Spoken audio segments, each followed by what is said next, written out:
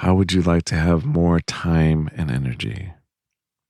Enough time to do what's really important, and enough energy to be present and to do it fully. If you're like most people, you're overworked, you're stressed out, you're exhausted. You always feel like you don't have enough time, and you certainly don't have enough energy. It seems that everything you've tried doesn't work. It just makes the situation worse. The way out of your situation will surprise you. Today in Resilience in Dark Times, getting more time and more energy to do what needs to be done.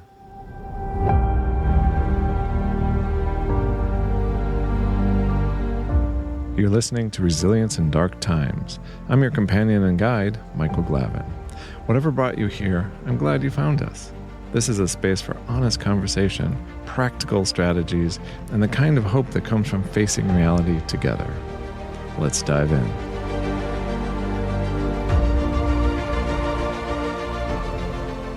Welcome. I am so glad you're here. Today we're going to talk about something really important, something that's crucial to our current state. If you're like most people, you're feeling a little run down, exhausted, stressed out. You feel like you don't have enough time. It seems like you always have a time deficit. You don't have enough time to do the things that need to be done. And if you're like most people, the solution you've tried is to do more, to run a bit faster, to be a little bit more productive, to fit more in. This might work in the short run, but in the long run, fatigue sets in. You start to get more run down. You become actually less productive. And then you have more to do. Then you fall behind more and more and more. You get more stressed out. Then you start to worry about all the things you need to do, and then you can't sleep, and so you're not getting rested.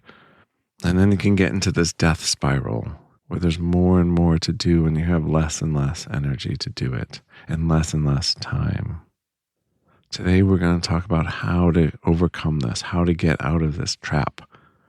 And this is a common trap. You're not alone. In Western society, especially in the United States, our economic system and our values are set up in such a way that it's easy to get caught in this trap of trying to do more and more and more, and then getting more and more tired, and more exhausted, more and more stressed out, more and more overwhelmed. We've been talking about the needs of the community and the needs of the planet, but how can you even think about any of that, let alone do anything about that, unless you have a little bit of time and some extra energy, some surplus energy to give to something more, to something beyond yourself? It's really unrealistic to ask and unfair to ask of you to do more when you're already overwhelmed, when you're already maxed out. That's why this issue is so important. It's fundamental, it's foundational. If you're going to do anything to help other people, to help the planet, you need to get more time and more energy. And we know what happens if this doesn't get addressed.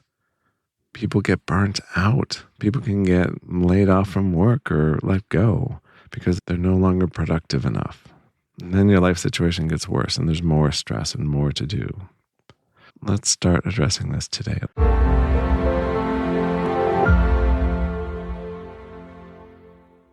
I'm glad that you're here. I'm glad you're taking this time to tune in and to try to help yourself. This is really good. This is really important. We talked about that ember of resilience from the first day, from the first episode.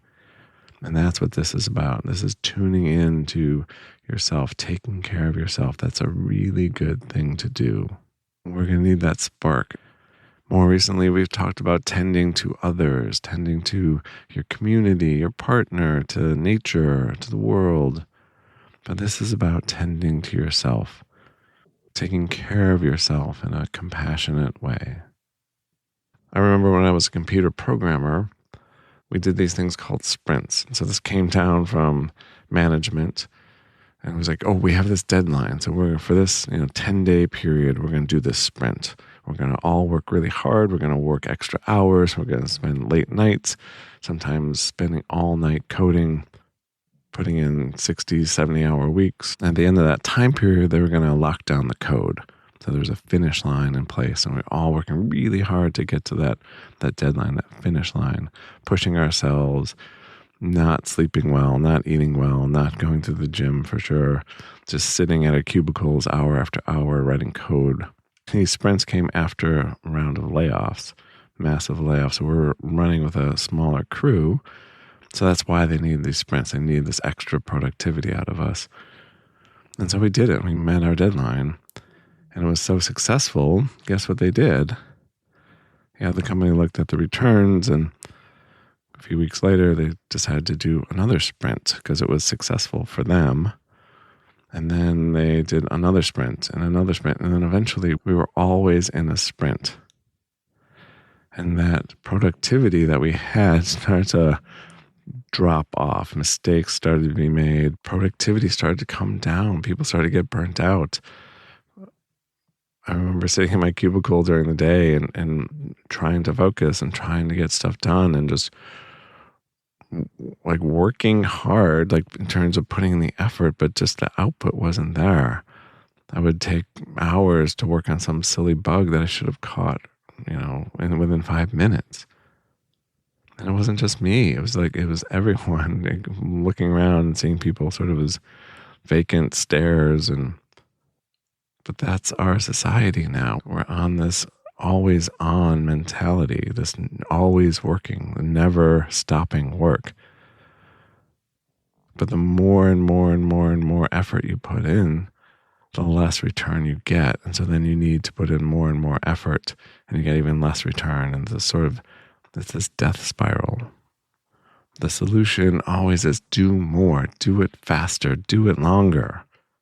And in the short term, like that original sprint, that works. It's very effective. You can get more output in the short term if you do more, put in more energy, do it for longer hours. But over the long term, it doesn't work. It leads to burnout, to workplace dissatisfaction, to dissatisfaction to life. It robs life of joy. And you're probably familiar with this pattern of doing more, trying to be more productive, trying to squeeze more in. If you're like most people, you're listening to informational podcasts in the shower.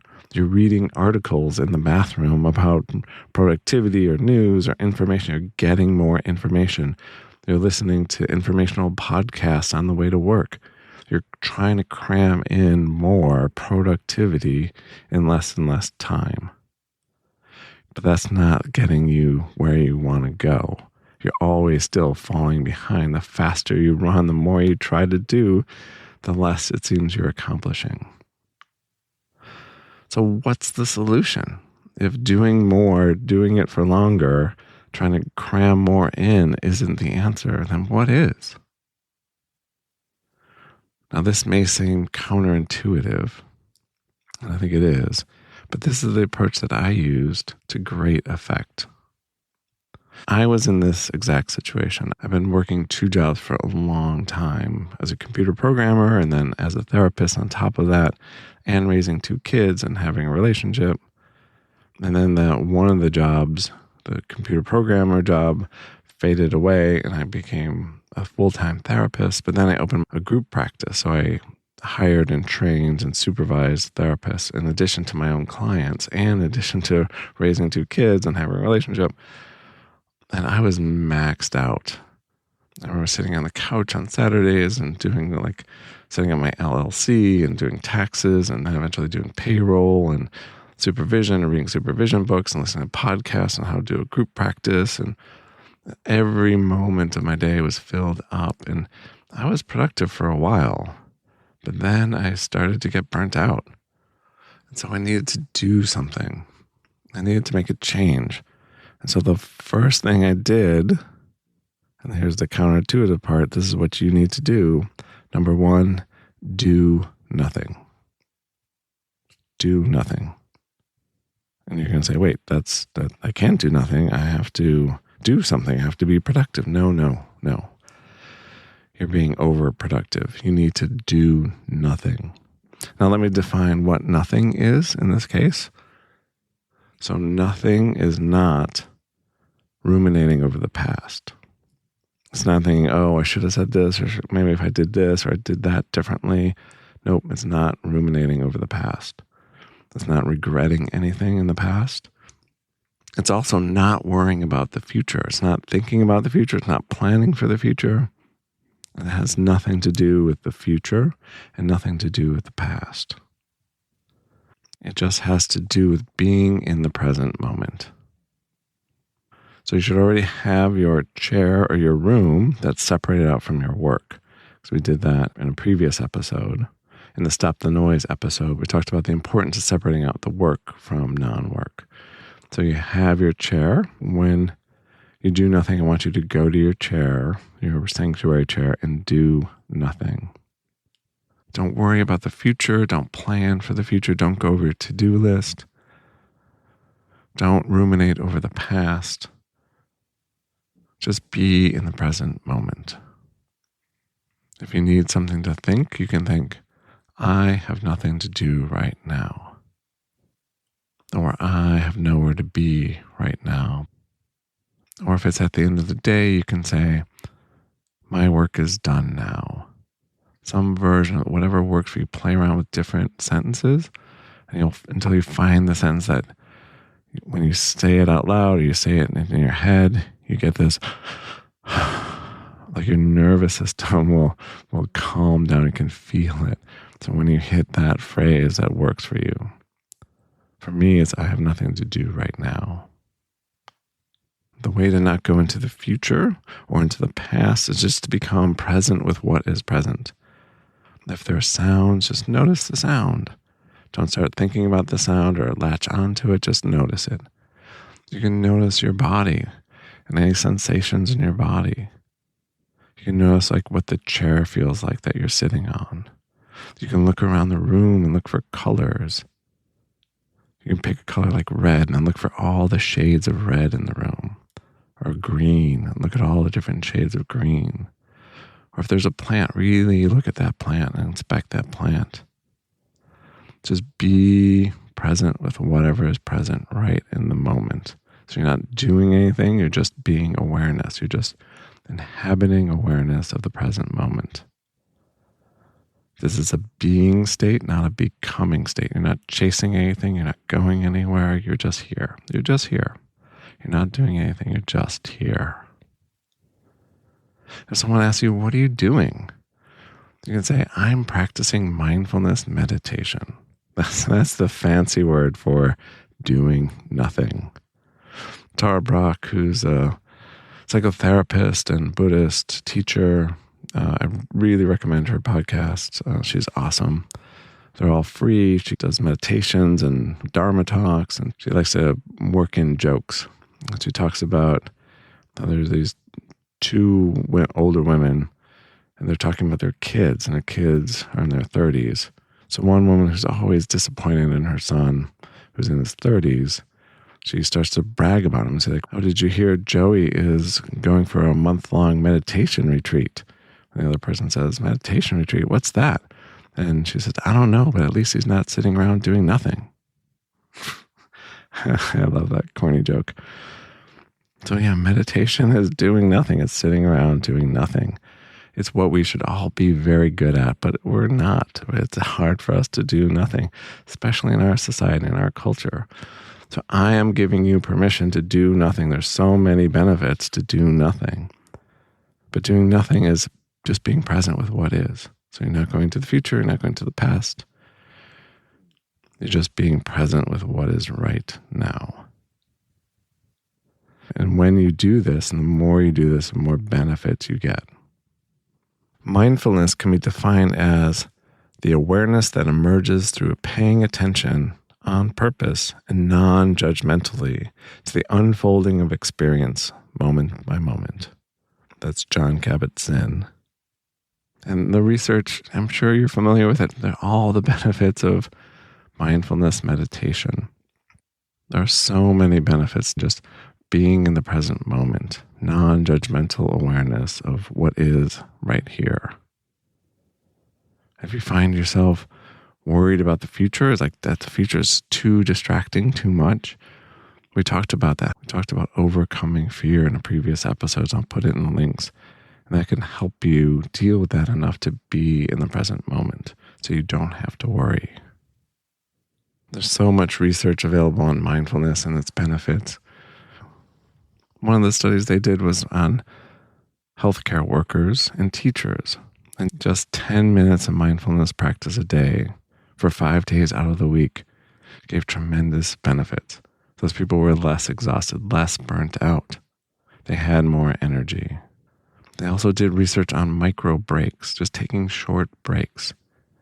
And short breaks lead to more vigor, less fatigue.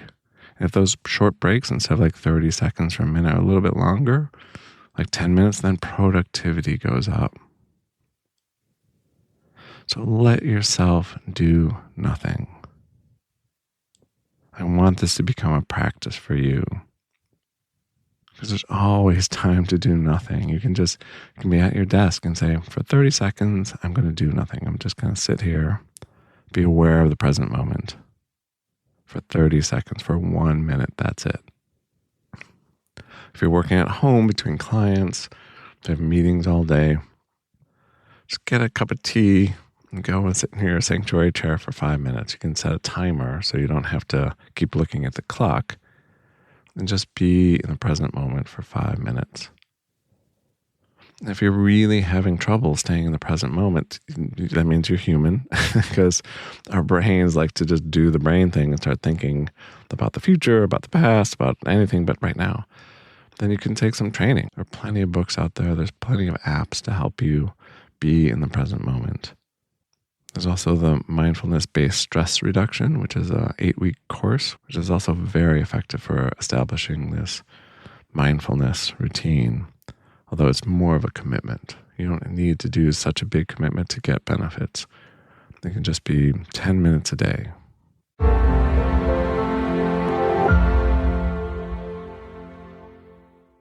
So number 1 is do nothing. That's the first thing to do to get more energy back. The second thing to do is if you have to do something, you have to eat lunch, you have to eat dinner, you need to commute, to go on a commute, you need to drive in your car, then the second thing to do is do nothing more. So if you're eating lunch, just eat lunch. Be present with your food. What does it smell like? What are the textures in your mouth? What does it taste like? Just let yourself be fully present with your lunch. Mindful eating, they call it. Other people just call it eating.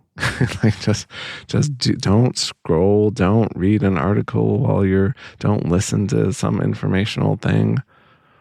Just eat your lunch and be fully present with your lunch. Just eat your lunch and do nothing more.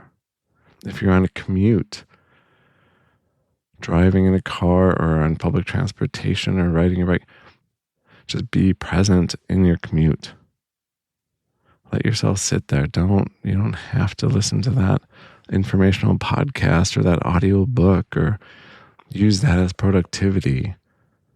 Just sit there in your commute. Listening to music is okay.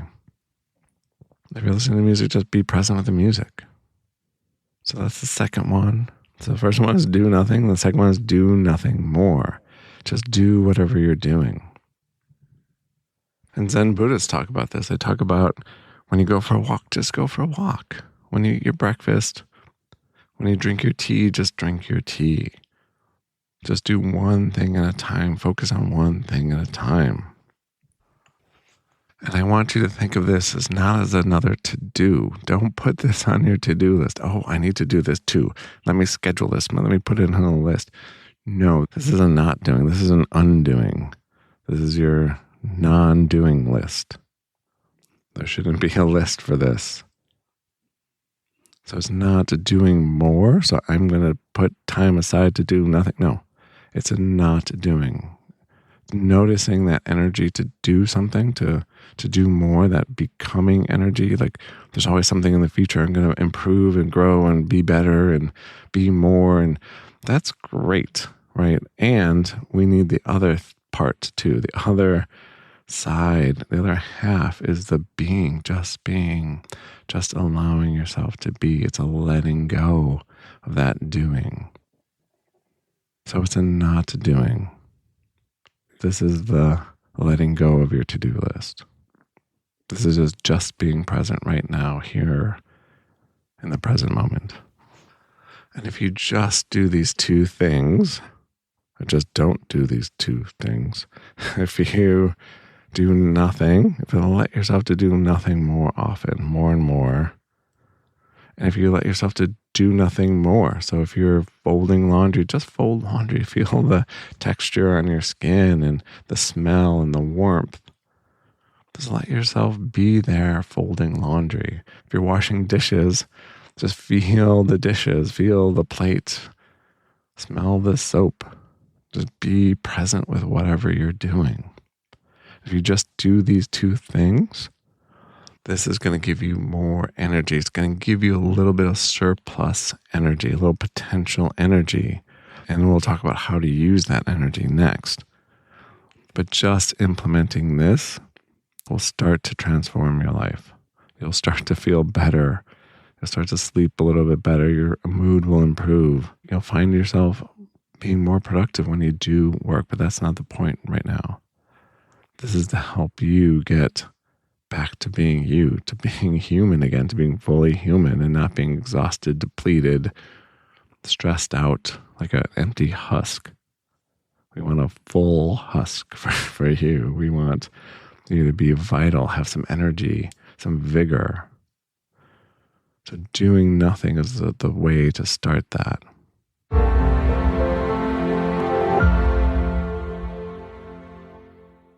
Let me give you a metaphor that will help you understand what I'm talking about. I call it the pendulum of productivity. Dun, dun, dun. Picture, if you will, a pendulum swinging in space from left to right, tick tock, like the pendulum on a grandfather clock. It goes back and forth. And on the right side is productivity. And on the left side is rest and relaxation. So if you swing all the way up to the upper right, that's really productive. And if you swing to the back left, that's relaxation, fully relaxing. So if we divide it into thirds, you have the upper right third, which is focused, energetic productivity. It's efficient. And on the left, upper left third, that's fully relaxed, fully engaged in leisure activities. That's good night's sleep. And if you know anything about pendulums, you know that a pendulum converts movement, kinetic energy, movement into potential energy. So as the pendulum swings back to the left, it converts kinetic energy, movement energy into potential energy. And then it starts to swing back down to the right, and that converts that potential energy into kinetic energy, which makes it go all the way up to the right. And back and forth and back and forth. So we need the backswing into the left to get to the swing to the right. So what happens if you sort of a 1/3 on the backswing stop the pendulum? What happens if you have a grandfather clock? You can try this at home with a grandfather clock. Just put your hand there and you'll notice the pendulum will hit your hand and then it won't swing back all the way up. It'll swing just as far as where your hand was, but on the right side. If you keep your hand there and then move it down even a little closer, it'll hit it again, and that energy will be dissipated into your hand, and then that potential energy will be gone, and then won't be converted into kinetic energy back on the way up to the right. And the more you do this, the pendulum will slow down and eventually stop in the middle. So how does this relate to us? I think you might already see where this is going. What do we do as a society when we want to be more productive? We stop the pendulums from swinging back into rest and relaxation. We blunt it. What does this look like in our day-to-day lives? So in the bottom third, on the left-hand side, we pollute that with productivity things that are like productivity. So that's where On our commute, when we're normally just spacing out and daydreaming, letting our minds rest and recharge, we're putting an audiobook, the dense audiobook where we have to pay attention to it and we have to focus, or some informational podcast. This podcast is actually great to listen to on a commute. But we listen to some informational podcast where we have to think about the future and planning and all that. Or we play a game on our phone, or we scroll social media, which that's a form of work. It's intense focus. We're reading articles. That is not rest. It's a bad compromise that dissipates our energy, our potential energy. And then on the other side, the bottom area to the right, we're starting to get burnt out. And so we start to work from our couches, right? We pollute that work time with semi-recreational time. We work from bed. We watch a cat video while we're working. We scroll. We start to pollute that. So we're less productive. When we're less productive, because we're not swinging all the way up, then we have more to do. And so then we get stuck in this bottom third of the pendulum. It's not restoring us, and we're not being productive. The bottom third is where we get burnout. That's where we get stuck. So the way to get out of that is to do nothing. So doing nothing is pulling that pendulum back up at the bottom of the top third on the left. When you do nothing, you create potential energy. That potential energy then can swing to the right and turn into productivity. But then you need to let swing all the way back to doing nothing again or doing nothing more. That gives you more potential energy.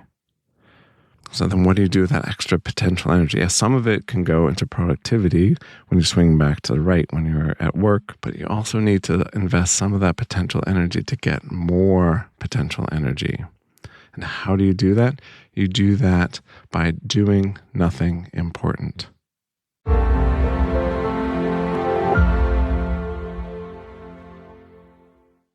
So that's the third thing. So the first thing to do is to do nothing.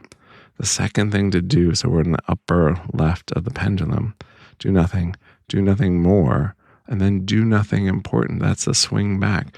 So that can be going for a hike. That can be playing a board game. That can be going out into nature.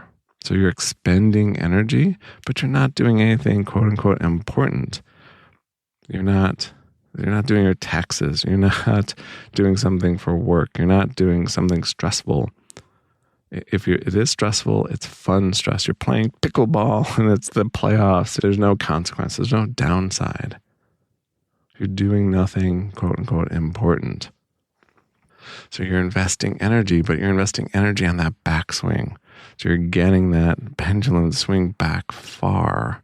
So then when you swing through that middle zone, because we want to avoid that middle zone, and swing all the way up to the upper right. And that's where you're really productive, you're focused, you're energetic, you're efficient, you're getting a lot done. And what happens when you do that? You have less to do. And when you have less to do, you can spend more time and energy on recreation. You can recreate yourself. It turns out the term recreation used to be for ill people.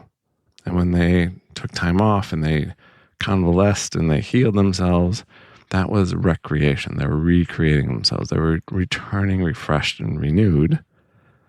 But then it caught on with us and leisure activities. And so find your leisure activity that engages your mind and engages your body. You want to be expending energy, engaging your mind and engaging your body. That will restore you. That will give you lots of potential energy, which then you can expend on productivity. Often activities engage one or the other.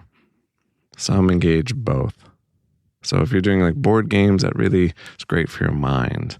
Or reading fiction is great for your mind, but it doesn't quite engage your body. So that's fine. You can read some fiction, but then do something to also engage your body. Go to the gym, go for a walk in nature. And some things engage both. Sports are good for engaging both your mind and your body. But find whatever works for you. Find, as long as you have that balance of doing both, moving your body and engaging your mind in something that's not really important. If it doesn't go well, that's still okay. That's what I mean by not important. It can be really important. It could be doing stuff with friends and family and creating memories that are amazing and awesome. But there's no downside. There's no bad consequence if you lose that pickleball game. You want to think of it as a bow. If you want the arrow to go forward, you need to pull it back. You need that rest, relaxation. And the more you pull back on that bow, more rest and relaxation and good night's sleep you get, then the more productive you'll be, the farther that arrow will go. And then the more productive you are, that gives you more time to do more restoration, to do more relaxation, to connect more, to be non-productive. You need non-productive time in order to be productive. If you want a book that goes into this, there's a book by Joe Sanic, and it's called Thursday is the New Friday. And I've only skimmed the book because I'm in the book. And so anyways, I've skimmed it enough to know that it's good. And then you should check it out. It has the research behind relaxation, recreation, and productivity, and how the two really go hand in hand.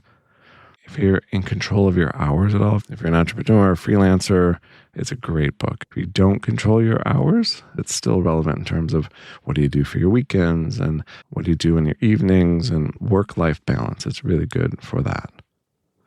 So I'd recommend that. The book is Thursday is the New Friday. It's a New York Times bestseller. And I'll put it in the show notes.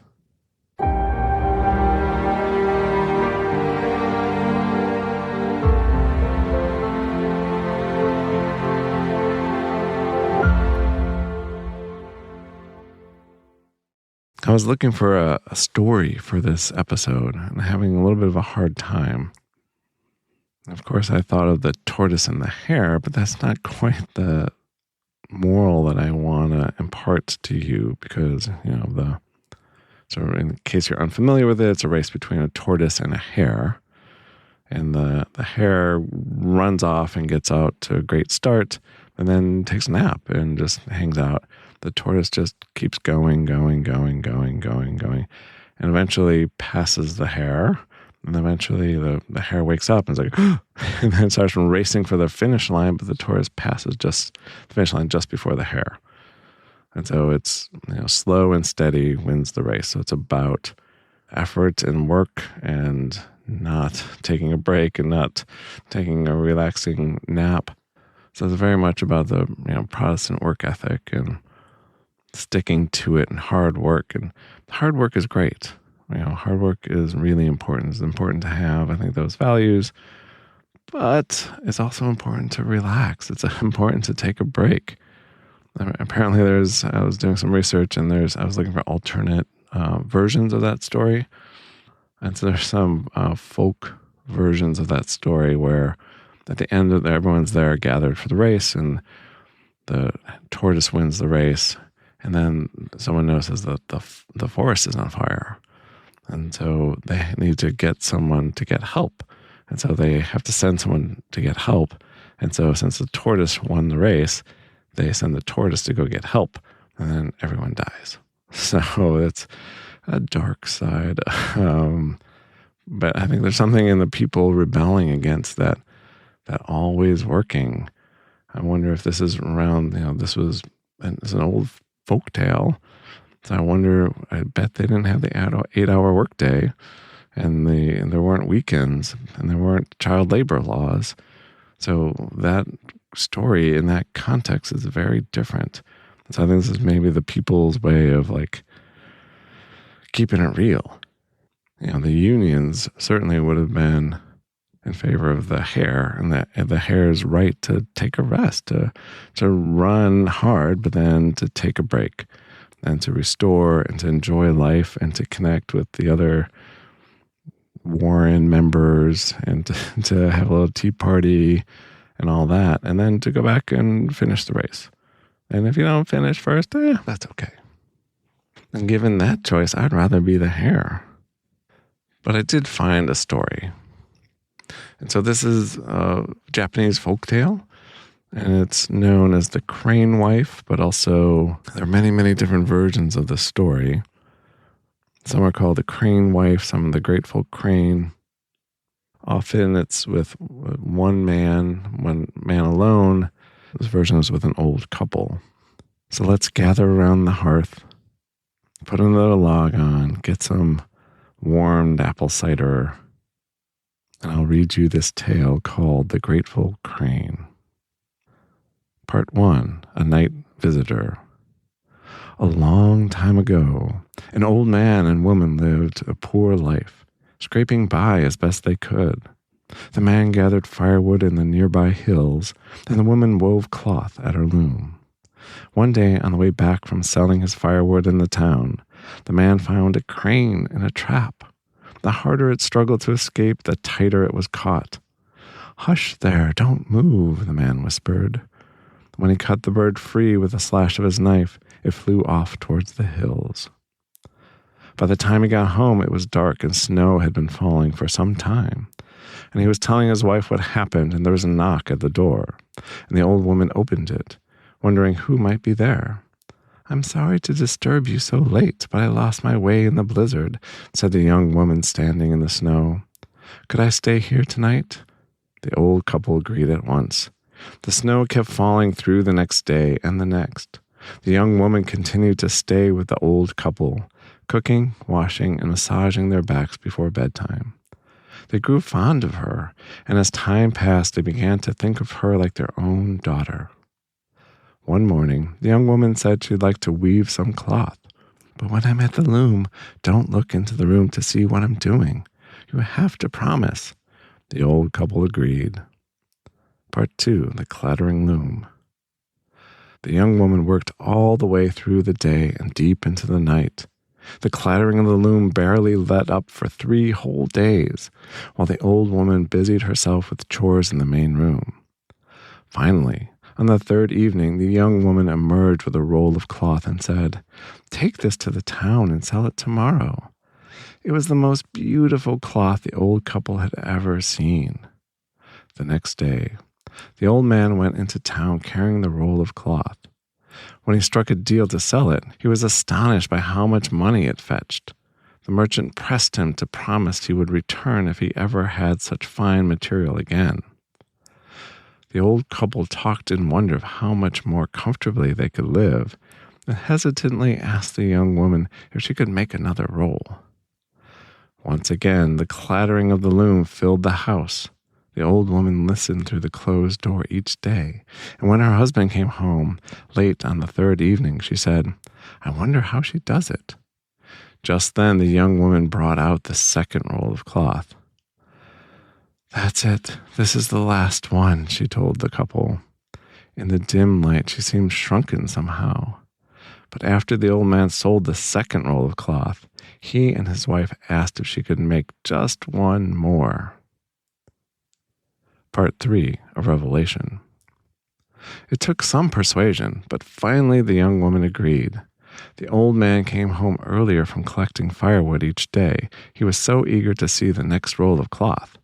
The old couple whispered together in the 3rd evening, wondering how it could be possible to produce such magnificent material on their ordinary loom. "We could just open the door the tiniest part," the man said. "She won't notice at all." When they softly pushed open the door and peeped through the crack, however, they observed the most remarkable sight. A crane was plucking its own feathers in its beak and weaving them into the loom. They were transfixed for several moments, staring at the bird until the man touched his wife's shoulder. They shuffled backwards and he slid the door shut hurriedly. It was not much later that the young woman came out, looking frailer than ever. Silently, she handed the 3rd roll of cloth to the old man. Then she turned away.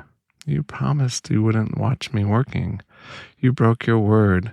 I'm the crane you saved from the trap, and I came here to show you my gratitude, but I can't live here with you any longer." She stepped outside the house and transformed back into her original form. Where she had been richly covered with feathers when the man first encountered her in the trap, though, there were now bare patches across her body. As the old couple looked down behind her, she launched herself into the air and with one sonorous cry flew like an arrow toward the horizon. The end.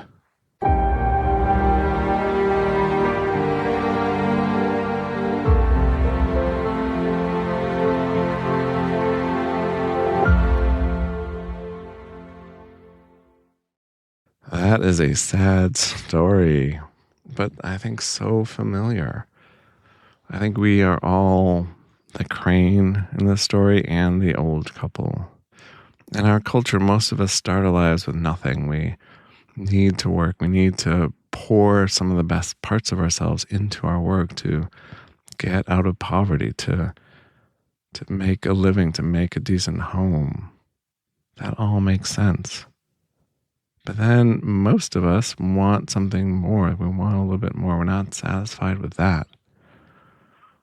And so we push ourselves. We push ourselves beyond our limits. This old couple had everything they needed, and yet they wanted more. And because of their greed, they wound up ruining what they had. They lost the best thing that had happened to them. In Japan, the crane is a sign of good luck and longevity. So this old couple had good luck and longevity. And the first time the cloth was given freely, the crane gave of herself to them. But then after that, they got greedy. They wanted more. They didn't just want to be out of poverty. They wanted to be comfortable, and they wanted to be maybe even rich. And that's where everything went sideways. I think we're all this old couple, and we're all the crane. When we're talking about time and energy, the question is, can I get done what I need to do in the amount of time that I have? Can I get done what I need to do in the amount of time that I have? Most of us, when we're stressed out, overwhelmed, burnt out, think no. And then we worry about it. Like, how am I going to get all this done? I can't get all this done. What am I going to do? Let me say first that everyone has the same amount of time. Everyone has 24 hours in a day, 7 days in a week. There's no getting more or less of that. Everyone has the same amount. But some people feel like they have enough time. And some people, most of us, feel like we don't have enough time. So what else goes into this equation?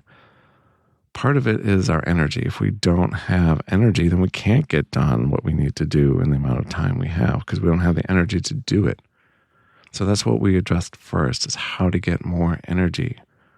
And so to do that is to get more energy is to do nothing first, and then to do nothing more, and then to do nothing important, to do recreation once you have a little extra energy to invest it and to play and to connection and to being in nature and to engaging your mind and your body in unimportant things that will make you more productive to get more done.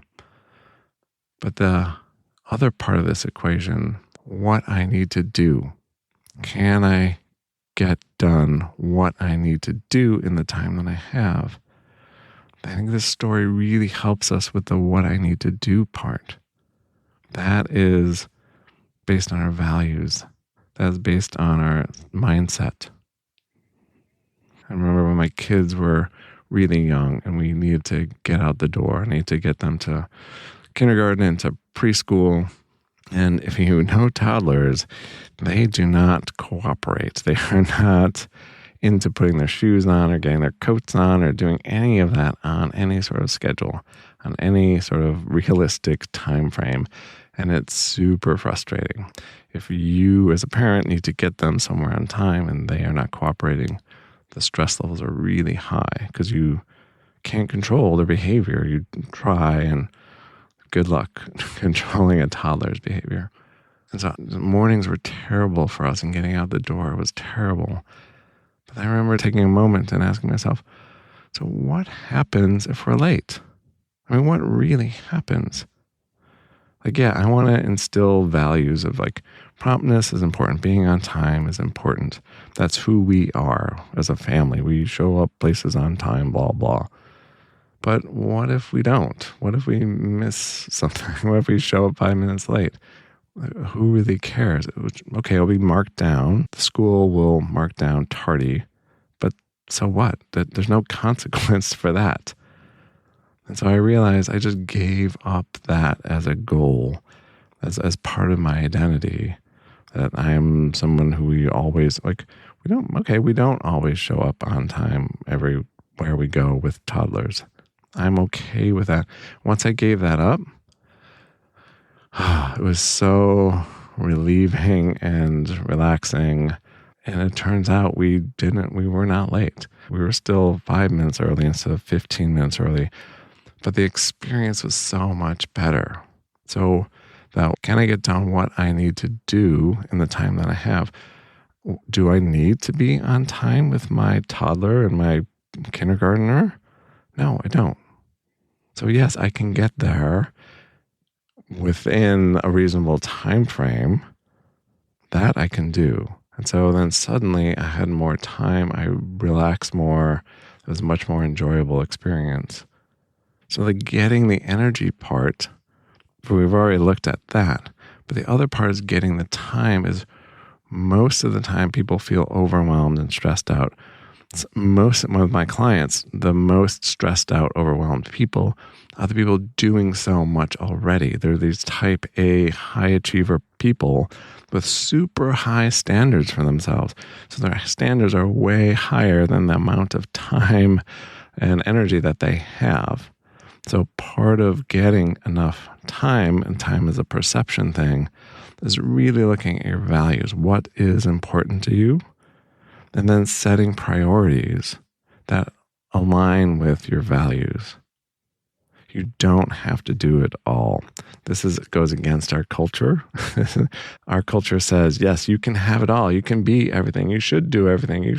Because people profit off of that. It's like, oh, yeah, you can be everything. You can do everything. Here's a product that you can buy that can give you everything, but it really doesn't do that. One thing that always helps me, oddly, is when I'm sick. When I get the flu or I got COVID, what happens? Normally I think of myself as indispensable. I'm doing all this really important things and I have to do these things and yada, yada, yada. But then I get COVID and I'm gone. I'm just out of the picture for 5 days or something. And what happens? Everything's okay. It's not perfect, but people pick up the slack. People understand. And that helps me put things back into perspective. Like, okay, wait, what's really important here? What's really important? And aligning yourself to that. If you align yourself to what is really important, you can do a thought experiment. It's 200 years in the future. Everyone you know is dead and gone, long dead and gone. Now imagine you could come back to your life right now, right where it is, and you can relive the last X amount of time that you have on this planet. What are your priorities? Is getting your kids to school on time really that important? Or is like being with them, marveling at their existence, is that important? Is putting those extra 10 hours a week at work really important? Or is just letting some of that go and being present with your family at dinner? Is that more important? You have enough time to do what you need to do in this world, as long as you're present, as long as you take advantage of the time you have, as long as you have proper priorities. Our society makes us chase all sorts of things that are not satisfying. Money, fame, power, prestige, none of that really matters. None of that leads to happiness. As we talked about previously, the Harvard study, the longest going research study on human happiness, says one thing. What makes people happy? Relationships make people happy. So if you're putting your effort into maintaining relationships, building relationship, being with people in the present moment, then you have enough time. When you're fully present, when you're really with someone, then time stops. I don't know about you, but for me, when I'm really with someone and I have that full presence and have an experience with them, it feels like that is always with me. On an emotional level, we don't experience time the same way. When we make those connections, those deep connections, they become part of us. We always have access to them. When we're on the hamster wheel of becoming, of more and more and more, faster, work, we never have enough time. When we get off of that, when we allow ourselves to get off of that, to slow down, to stop, to be present, then we have all the time we need. Time stops, and so we have all the time we need. It's only when we slow down, we get off that hamster wheel, that we can reassess what is really important here. What is important to me? All of those things that we think we need to do, they're nice to have. It's nice to have some fame and some fortune and some power, but that's not what we need. What we need is much more simple than that. Most of us, if we slow down and we look at it, we already have what we need. Just like that old couple. They had everything they needed, but they didn't see it. They thought they needed more. They wanted more, but they didn't need more. And this is a great time to slow down and really appreciate what you have in your life and to savor that. It's not about going faster. It's not about doing more.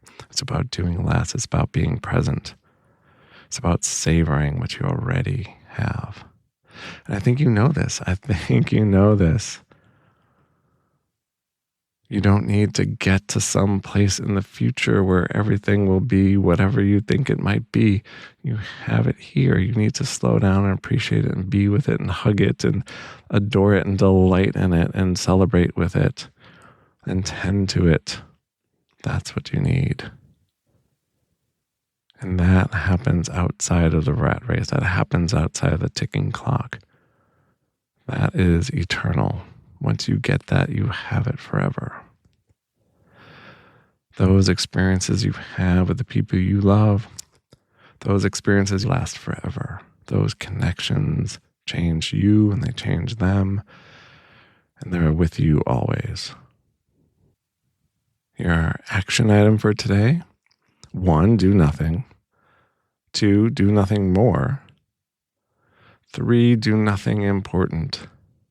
And 4, be with those you love. And then tell me how it went. This is part 2 of a 3-part series. The first part was about turning off the noise and finding that sanctuary. And then this part is about getting more time and energy. And then the next part is crisis, no crisis. This is not a crisis. Getting out of crisis mentality. Until next time.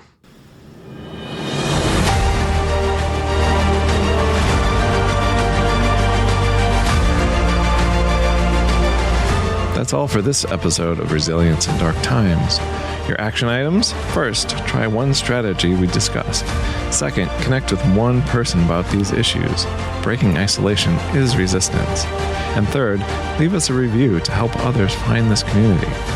For show notes and resources, visit resilienceindarktimes.com. I'm Michael Glavin, reminding you that your resilience is revolutionary. See you next episode.